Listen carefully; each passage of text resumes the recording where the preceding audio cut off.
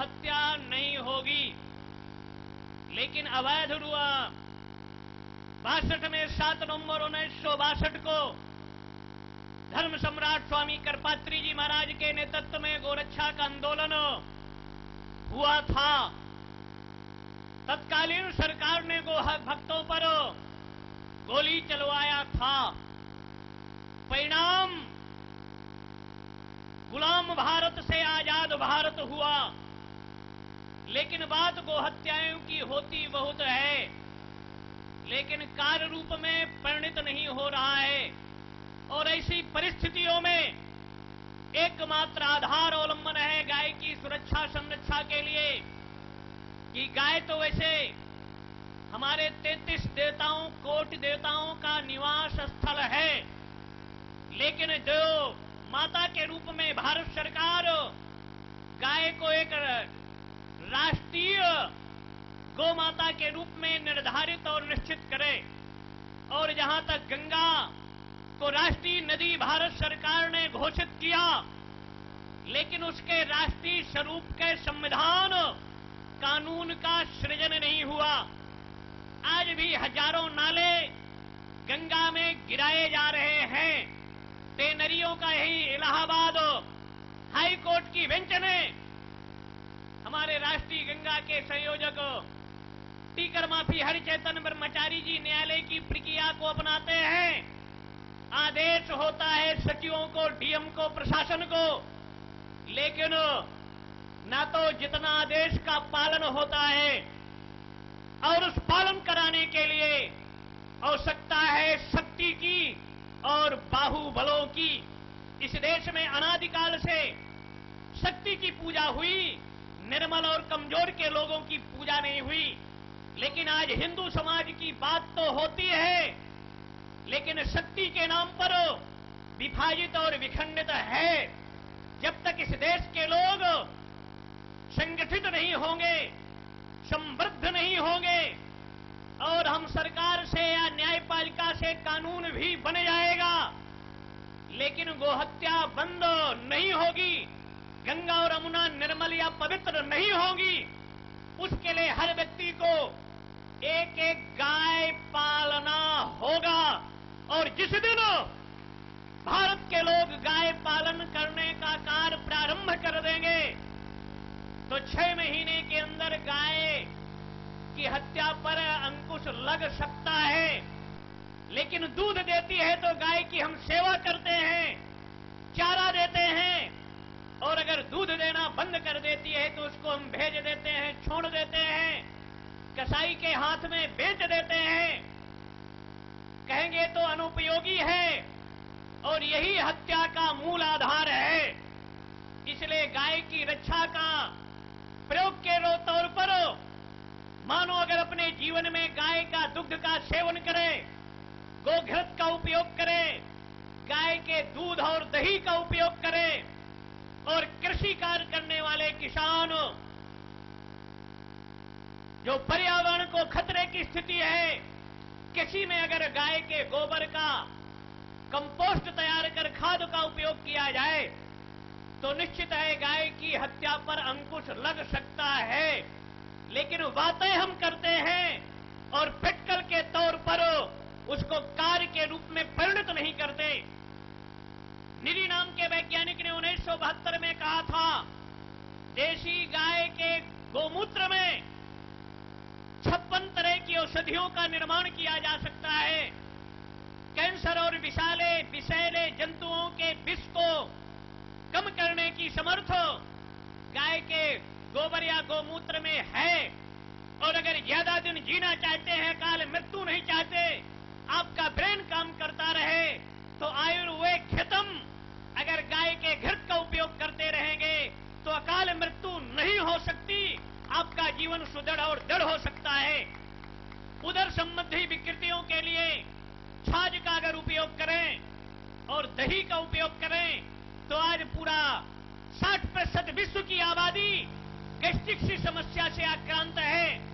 लेकिन नियमित अगर गाय के दुग्ध, घृत और छाछ का उपयोग किया जाए, इंद्रियों पर नियंत्रण रखा जाए, तो गैस्ट्रिक जैसे बीमारी, हार्ट जैसे बीमारियों से नियंत्रण पाया होता है। इसलिए अनेक तरह का उपयोग गाय के पदार्थों में है और साक्षात आप चिकित्सकों के अनेक तरह की जांच करवाते हैं, लेकिन जिनके पास संतान नहीं है, अगर 3 वर्ष लगातार देसी गाय की सेवा करें तो उनको संतान की भी प्राप्ति हो सकती है। इसलिए गाओ विश्वस्य मातरः, वेदों ने कहा। राजस्थान की भूमि पर एक कसाई था और उसको न्यायपालिका ने, सक्षम दंडाधिकारी ने गाय की चोरी किया, जंगल में ले गए कि हम गाय का वध करेंगे और उन्होंने अपने साथियों से कहा कि जाइए औजार ले आइए। लेकिन जब वो गए उनके साथी गाय को काटने का सामान लाने के लिए राजस्थान के सीकर जिला में, और उस गाय के आंखों से अश्रुधारा बहने लगी। कसाई के हृदय का परिवर्तन हुआ और उन्होंने गाय को खोल दिया। गाय चली गई, उसके विरोध एफआईआर दर्ज कराया गया और न्यायालय ने उनको मृत्यु दंड की सजा दिया। जब फांसी पर उस व्यक्ति को लटकाया जाने लगा, कसाई इस्लाम के व्यक्ति को, तो फांसी का फंदा उसके गले में छोटा पड़ गया और उसको 3 बार भी प्रयोग किया गया, लेकिन वो फांसी के फंदा हर बार छोटा पड़ गया। उसको जेल से हुआ कि हम लोग फांसी की सजा दिए, लेकिन इसको बाहर करिए। और वो बाहर निकलने के बाद कसाई इस्लाम का मतोलंबी कहता है कि सनातन संस्कृति जिंदाबाद, सनातन संस्कृति अक्षर से सच है। लोगों ने कहा ये कसाई क्या बोल रहा है? कहे मैं अपने जीवन की घटना बता रहा हूं। फांसी पर लटकाया जा रहा था और मेरे पीछे नीचे गाय आ गई और अपने सींग से मेरे पैरों को ऊपर उठा दिया, फांसी से बचाया। इसलिए गाय की अगर निश्चल भाव से सेवा किया जाए, उपासना किया जाए और उसकी सुख सुविधाओं का ध्यान दिया जाए, अगर भारत भूमि पर एक भी गाय के रक्त का बूंद गिरता रहे और भारत की मिनिस्ट्री और सत्ता के लोग सोचे कि भारत में शांति होगी, तो शांति इतने दूर चली जाएगी। इसलिए गाय का रक्त इस धरा पर अब नहीं गिरना चाहिए। और गाय को अगर हम मां मानते हैं, हमारी आस्था का आधार है। विज्ञान की दृष्टि से भी कुरान ने कहा गाय का मांस बीमारियों को इबाजत देता है और गाय का दुग्ध अमृत के समान है। बाइबिल ने भी कहा कि अगर गाय का रक्षण, संवर्धन, सेवा किया जाए तो अनेक तरह के बैक्टीरिया के जीवांशों को नष्ट किया जा सकता है। और धर्मपथ ने भी बुद्ध के कहा कि गाय का मांस अनेक तरह की बुराइयों का आधार बनता है। हदीस ने कहा और वेदों ने भी कहा, पुराणों ने कहा, स्मृतियों ने कहा कि गाय एक तरह से साक्षात देवताओं के रूप में है और उसकी अगर सुरक्षा, संरक्षा, गाय का भी आधार मानव के ही शरीर से लेकर है, जो साक्षात वेदों का प्रतीक है। इसलिए गायों की सुरक्षा, संरक्षा, संवर्धन वाणी के माध्यम से नहीं, क्रियाओं के माध्यम से। और यहां तक भारत सरकार का जिक्र, अभी हमारे पूर्वांचल के अध्यक्ष प्रमोद कृष्णन जी ने कहा कि भारत सरकार ने 700 करोड़ का प्रस्ताव रखा और तत्कालीन उस प्रतिनिधिमंडल में हमारे रामानंदाचार्य, हंसदेवाचार्य जी ने कहा कि 700 करोड़ हम देने को संत समाज तैयार है, लेकिन ये वांध रुकना चाहिए। लेकिन शर्त ये होगी कि जितने घोटाले का पैसा है उसकी रिकवरी होना चाहिए। हम 700 करोड़ इस देश की जनता से मांगेंगे और देंगे, लेकिन गंगा में बांध बर्दाश्त नहीं है। यमुना क्या दुर्दशा, आज सरकार की योजनाएं बनती हैं, यमुना महोत्सव होता है, गंगा महोत्सव होता है और गंगा महोत्सव के नाम पर, यमुना महोत्सव के नाम पर, त्रिवेणी महोत्सव के नाम पर लाखों रुपया व्यय होता है, लेकिन गंगा की अविरलता की धारा नहीं।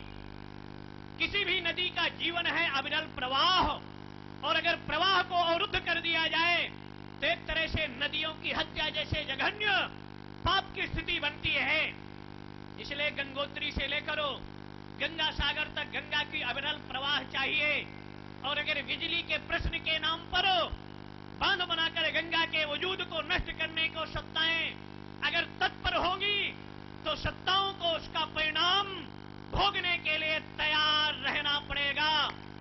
तिभिर मासे तिभिर पक्षे तिभिर वर्षे तिभिर दिने, 3 दिन 3 पक्ष 3 वर्षों के अंदर अच्छे बुरे किए गए कर्मों का फल व्यक्ति को अवश्य भोगना पड़ता है।